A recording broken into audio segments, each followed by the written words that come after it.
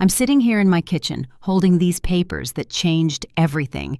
The documents for the house my son, Jamal, bought with my life savings.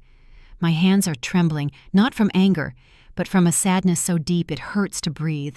I've just found out something I never could have imagined. My bedroom door is ajar, and I can hear every word of the phone call Jamal is having with his wife, Keisha. His voice is full of excitement, planning their future. Our future, or rather, their future. "Yeah, baby, everything's all set. The papers came in today. The house is officially ours." I hear him laugh, that same laugh that used to fill me with such joy when he was a boy. "Your mama is going to be so happy to live with us. Finally, Miss Cynthia will have her own room with a view of the garden, just like she always wanted." My heart stops. Miss Cynthia, his mother-in-law, Keisha's mother, is going to live in the house I paid for, the house where I thought I'd have my place, my space, my family. "And me, Jamal?" I whisper out loud, knowing he can't hear me. I continue to listen. "Nah, baby, we already talked about this. My mom's fine in her apartment. Besides, you know how she is. She always finds something to fuss about. It's better this way, more peaceful for everyone. Us, the kids, and your mom. A real family." A real family. The words stab my chest like ice-cold needles. I, who sacrificed my entire life savings, who sold my mother's jewelry, who mortgaged my financial peace of mind so he could have this house. I'm not part of their real family. I close my eyes and memories crash over me like waves. It was 6 months ago when Jamal came to my place with that sad puppy dog face he always puts on when he needs something.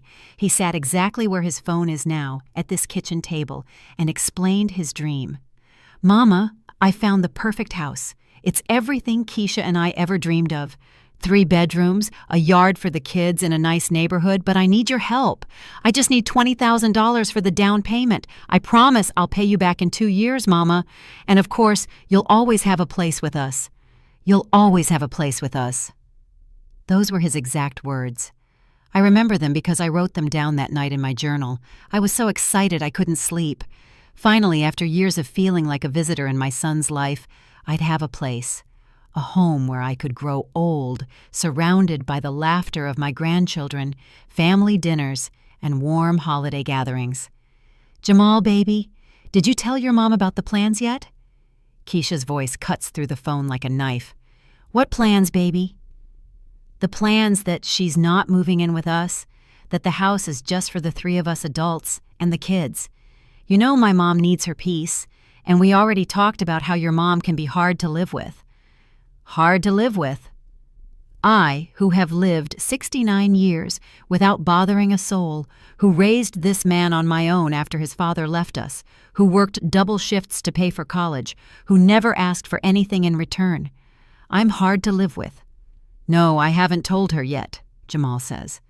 "I figured we could talk about it after the move. You know how she gets when things change." You know how she gets. They're talking about me as if I'm a difficult child, not the woman who is giving them the opportunity to have this house. I get up from my chair in silence and walk to the window.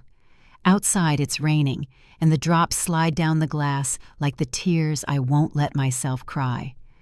25 years working as a secretary at that drab office. 25 years saving every dollar, denying myself small luxuries, buying clothes on sale, packing my lunch. Also, I'd have something to leave my son, to have security in my old age, so I wouldn't be a burden. And now it turns out I'm a burden anyway. "Baby, I think we need to start figuring out how we're going to tell her. Maybe we could suggest she find a smaller apartment, something more in line with her needs, something more affordable." Keisha's voice sounds so natural, so practical, as if they're just discussing what to have for dinner. Something more affordable. Right. Now that they have my $20,000, now that they've gotten what they wanted, it's time for me to find something more affordable, something more in line with my needs. As if my needs don't include the love and company of my only family. The phone falls silent, and I hear Jamal's footsteps coming toward the kitchen. I quickly sit down and pretend to be looking at the electric bill as if I heard nothing, as if my world hadn't just crumbled in the last 10 minutes. "Hey, Mama, how you doing?" His voice is normal, affectionate, as if he hadn't just finished planning to exclude me from the life I helped pay for. "I'm good, son. Are the papers for the house all set?" "Yeah, perfect. Everything's in order. We'll be able to move in soon and start a new chapter." A new chapter for him, for Keisha, for Miss Cynthia, and for his kids. A new chapter where I don't exist. "That's good, son," I say, my voice calm and controlled. "I'm happy for you." He smiles and leans in to kiss my forehead, just like he always does.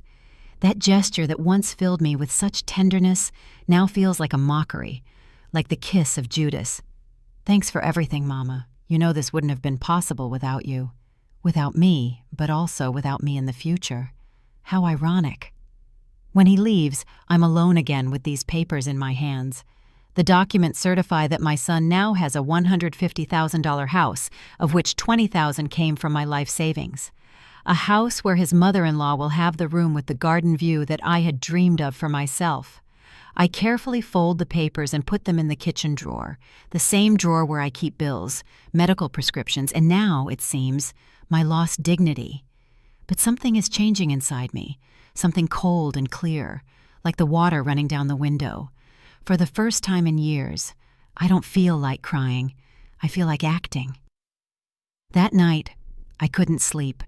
I lay awake staring at the ceiling, thinking about all the times I should have seen the signs, all the times Jamal and Keisha treated me like I was invisible, but I justified it by telling myself they were just busy with their lives.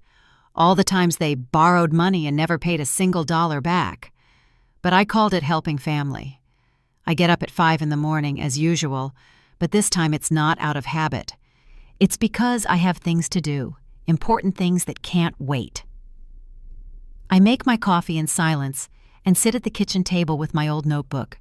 It's where I usually write down my monthly expenses, but today I'm going to write something different.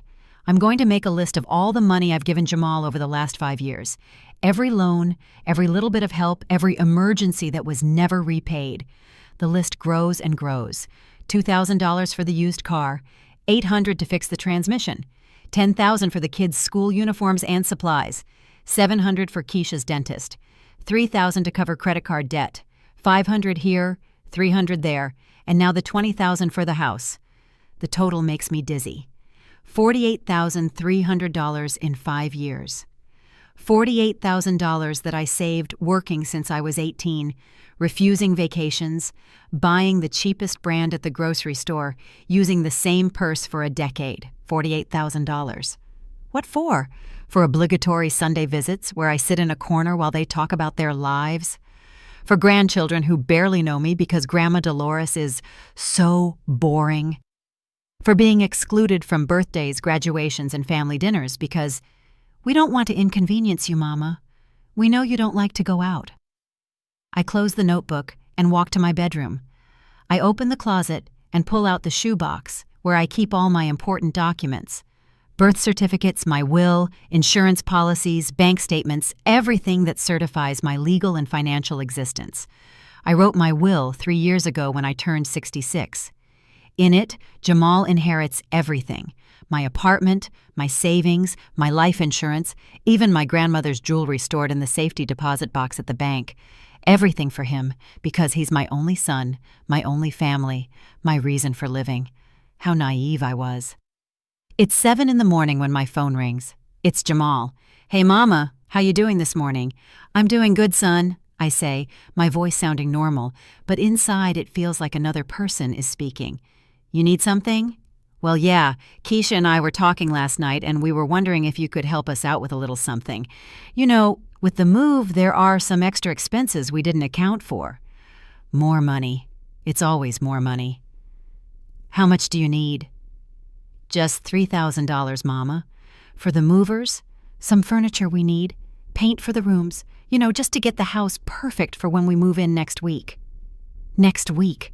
He's moving next week. And he hadn't even told me when. He hadn't even invited me to see the house I paid for. "Jamal, can I ask you something?" "Sure, Mama, anything you want." "When do I get to see the house?" Silence. A silence so long that for a moment I think the call dropped. Well, Mama, the house is still getting some minor work done. When everything's ready, we'll take you over there to see it. You don't want to see it all messy, do you? And when am I going to move in with you? Another, even longer silence. Mama, about that, Keisha and I have been talking, and we think maybe it'd be better for you to stay in your apartment for now, until we see how we adjust to the new house. The kids are going to be nervous with the change, and Keisha is stressed with her new job. Her new job? Yeah, I didn't tell you? She got a position at an accounting firm. They're going to pay her real good. Almost $2,000 a month. $2,000 a month. Keisha is now making $2,000 a month, but they still need my $3,000 for the move. My $3,000 that I'd have to take out of my savings, which I've been living on with a $700 a month pension. Jamal, I say again, I need to think about the $3,000. Think about it, Mama? You've never had to think before when I asked for help? Is everything okay? No, son. Nothing is okay. Nothing has been okay for years, but I was too blinded by love to see it. Everything's fine, son. I just need to check my accounts. I'll call you in a few days. In a few days? But, Mama, we need the money by tomorrow. The movers want a 50% deposit, and I'll call you in a few days, Jamal. I hang up the phone before he can respond. My hands are trembling, but not from fear. It's something different. It's determination. I walk to my old computer, the one Jamal helped me set up 2 years ago so I wouldn't feel so lonely, Mama. I turn it on and wait patiently for it to load. I'm not great with technology, but I know the basics. I know how to log into my online bank account. There's my savings. After giving him the $20,000 for the house, I have exactly $2,300 left. $300 between me and total destitution, between me and depending completely on a son who plans to exclude me from his life as soon as he's settled into his new house. I pick up my phone and dial the bank's number. Good morning, National Bank. How can I help you? Good morning. I need to talk to someone about my savings account. I want to make some important changes. Certainly, ma'am. Could you please provide your account number and your full name? As I give my information, I feel something I haven't felt in years. Control. For the first time in a long time, I'm the one making the decisions about my money, my life, my future. How can we help you today, Ms. Jones? I want to remove my son as an authorized beneficiary on my account. I also want to cancel the additional debit card that is in his name. I understand. Is there a particular reason? Yes, there is. The reason is that I've just discovered I've been financing my own exclusion, that every dollar I've given them has been an investment in my own future loneliness. Personal changes in my family situation. Very well, Ms. Jones. I'll process these changes immediately. Anything else I can help you with? Yes. I want to know about my options for changing my will. The bank offers that service. We have agreements with some attorneys who specialize in estate law. Would you be interested in having us send you some information? Yes, please. To my registered address. When I hang up the phone, I feel different, as if I've taken the first step towards something new, something I don't yet fully understand, but know I need to do. My phone rings again. It's Jamal, of course. Mama, did we get disconnected? What happened? We didn't get disconnected, son. I told you I'd call you in a few days. But, Mama, I need to know if you're going to help me with the $3,000. The movers are already pressuring me and keep them. Jamal, have you ever wondered if I needed help with anything? What? What are you talking about, Mama? I'm worried about you. Are you feeling okay? You want me to come over there? It's not necessary, son. I just need some time to think. Time to think? Mama, I'm only asking for $3,000. It's nothing major. You've always helped me. I've always helped you. That's true. But when was the last time he helped me? I'll call you when I have an answer, Jamal. Mama, seriously, you're scaring me. You've never been like this before. I've never been like this because I've never been so clear about what's been happening. because I've never felt this mix of pain and clarity that's giving me the strength to do what I should have done years ago. Have a good day, son. I hang up again, and this time I turn my phone completely off. I sit in my living room surrounded by the silence of my apartment, but for the first time in years, that silence doesn't hurt. It's a silence full of possibilities, of decisions waiting to be made. I look at my hands, these 69-year-old hands that have worked so hard, that have given so much, and I promise myself something. They won't give another dollar without receiving respect in return. Over the next 3 days, my phone won't stop ringing. Jamal calls me every 2 hours. Then Keisha joins in. After that, even the kids leave me voicemails asking why I'm not answering. But I keep the phone off. I need silence to think, to plan, to truly understand the situation I'm in. On Wednesday morning, I decide to turn the phone on just to check the messages. There are 27 missed calls and 15 text messages. I read them one by one, and each message confirms that I'm making the right decision. Mama, I'm worried. Please call me. Jamal. 7:30 a.m., Tuesday. Dolores, it's Keisha. Jamal is really nervous. Is everything okay with you? 11:15 a.m., Tuesday. Mama, the movers need the money today. I can't wait any longer. Jamal. 2:45 p.m., Tuesday. If you don't call me today, I'm coming over to your apartment. Jamal. 8:20 p.m., Tuesday. Grandma, Dad says you're sick. Are you okay? My grandson, 8-year-old DeAndre. My grandson, asking about me because his father told him I'm sick. Because for Jamal, the only explanation for me not immediately giving him money is that I must be sick.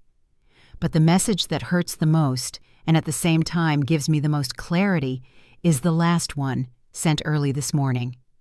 Mama, if this is about the house, we can talk.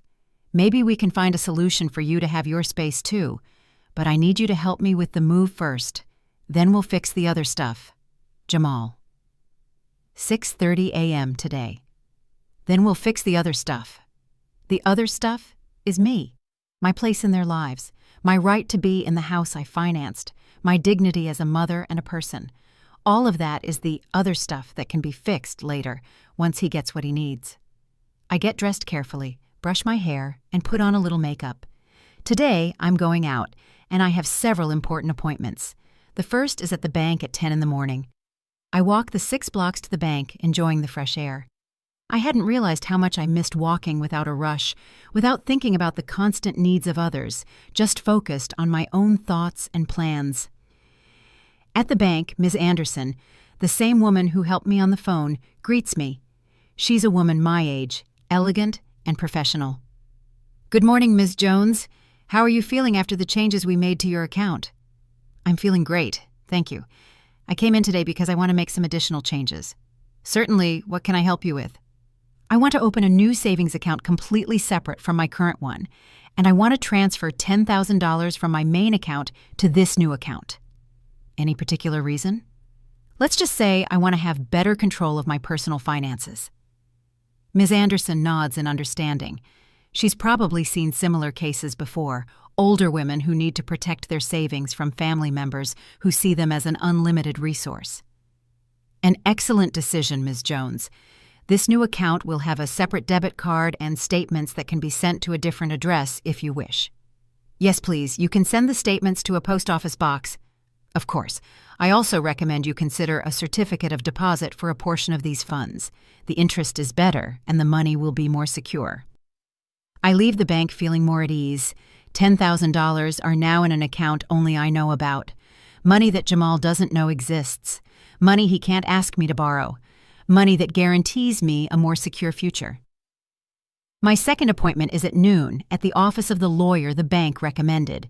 Attorney Michael Carter has a small but tidy office and greets me with the patience of someone who understands that for older people, legal matters can be intimidating. Ms. Jones, I understand you want to review your current will. Yes, counselor, I want to make some important changes.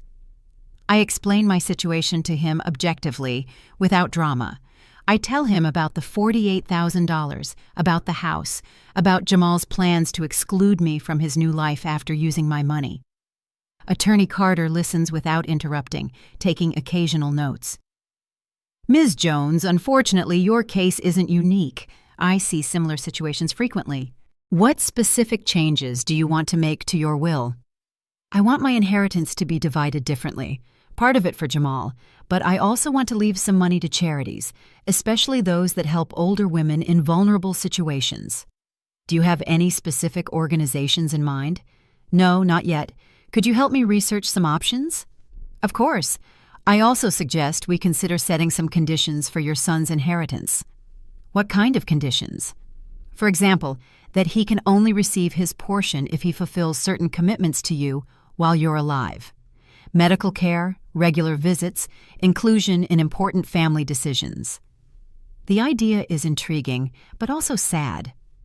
Is this how family relationships have to work? With legal contracts that force children to love and respect their parents? Let me think about it, counselor. Of course.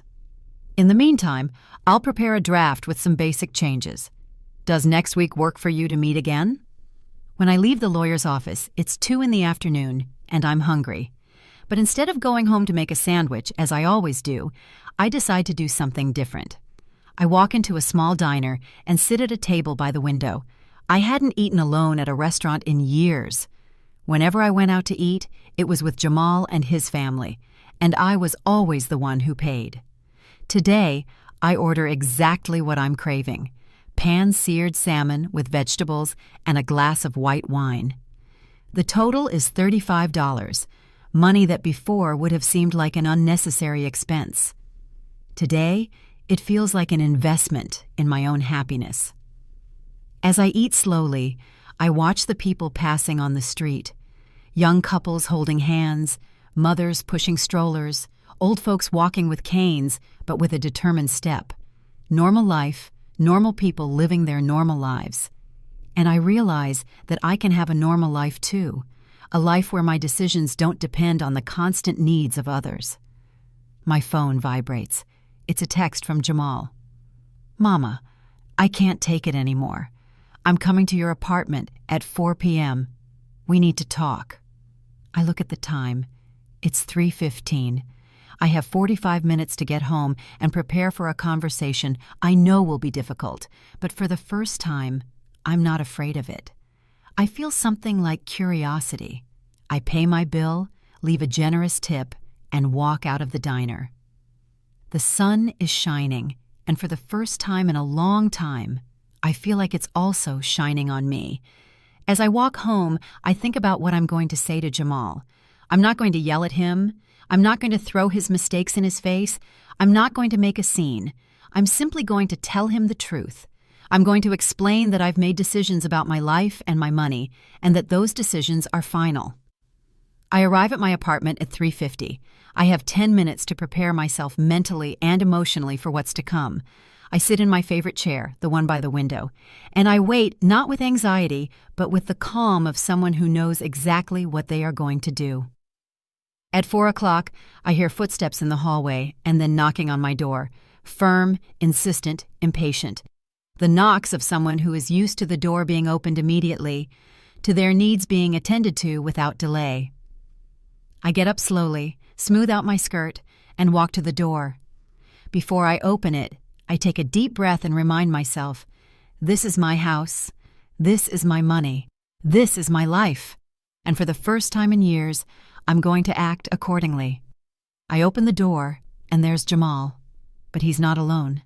Keisha is standing behind him with an expression I know well, the face she makes when she wants to get something but pretends she's worried about my well-being. They both look at me as if I'm a lost child they've finally found. Mama, thank God you're okay. We were so worried. Jamal starts to reach for a hug, but there's something forced in his gesture. Why weren't you answering the phone? Do you know how much you distressed us? Hello, Keisha, I say, and she just nods. I'm not a child, Jamal. You caused me more distress in the last 3 days than I've ever caused you. Mama, what are you talking about? We're a family. We need to be able to talk about things." "Talk about things? You talked about me, but not with me. You talked about how I'm hard to live with, how you were going to put me in a more affordable apartment, all while using the money I gave you for your real family. You talked about me like I was a burden, a complicated problem that needed to be managed, not a person." Jamal's face pales. He glances at Keisha, who looks horrified. "Mama, that's not what happened. We were just what, Jamal? Just planning to use me and then toss me aside?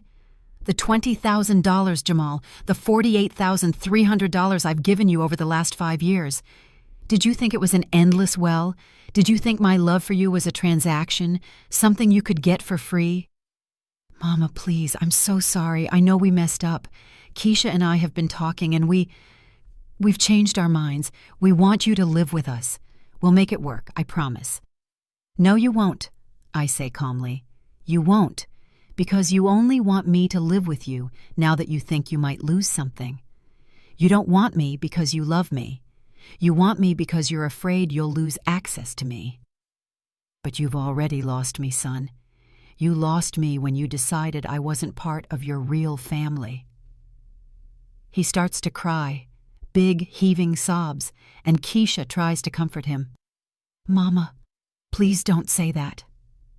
"I am saying it," I say firmly. "And I'm saying something else. I'm no longer the Bank of Dolores. I am not a financial resource for you to tap whenever you need it. The $3,000 you need for your move, you can find it somewhere else, because you won't get a penny from me. Not now, not ever again." Jamal looks at me, his face stained with tears, and the boyish puppy dog look is gone, replaced with a look of genuine shock and hurt. He had always taken my love and my money for granted, and now he was seeing for the first time that my well wasn't endless. "I need you to leave now," I say, my voice trembling slightly but holding firm. "Mama, please, let's talk," Jamal pleads. "We have talked, Jamal, for 69 years, and now I'm done." He stands there for a moment, then he and Keisha turn and walk away. I close the door and lean against it, my legs weak. I'm exhausted, but I've never felt more alive. I walk over to my chair and sit down.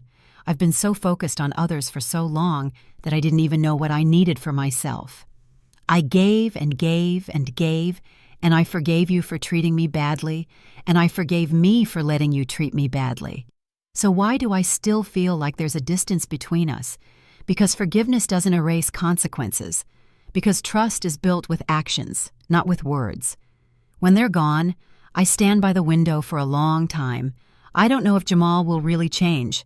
I don't know if he'll manage to go a whole year without asking me for money. I don't know if we'll ever be able to build a real relationship. But I do know one thing. I'm no longer afraid to be alone.